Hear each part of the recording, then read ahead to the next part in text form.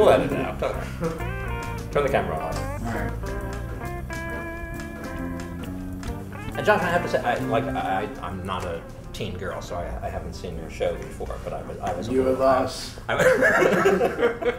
We auditioned a lot of people, and he was the best. Tweens have built my empire.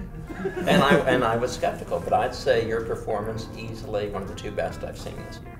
Oh man. It was awesome. I think it's a tough role to pull off, and I thought you did a great job. Wow, mine and Shia's performance in Indiana Jones, right? Is that what it is?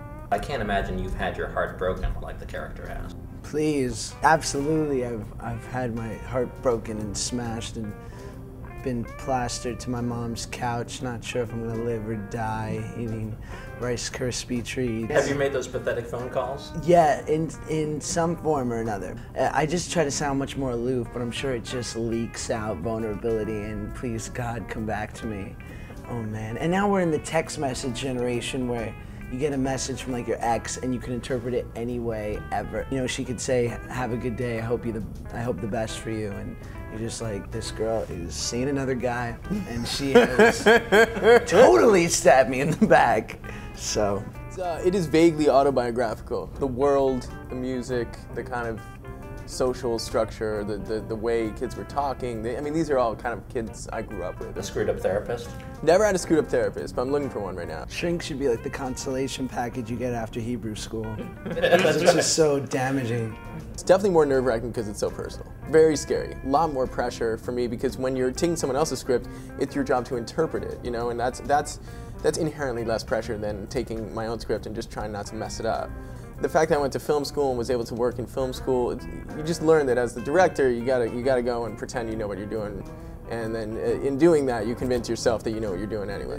It's a slippery slope with a movie like this because you don't ever want to devolve into caricature or anything like that. So how do you fight that on set if you're worried about caricature, which you know Kingsley avoids, but you know you can see where he's on the edge of it. You don't really do anything. You cast the right people. And then you, if you feel like you're not quite getting something, you do another take. But for me, I don't really like to give big notes because I feel like that's, you know, if someone's in the ballpark, they're gonna get there without me messing them up, and then you just cut out the stuff that feels false. And so you're a minimal interventionist on set. I think so, right? Yeah, no question.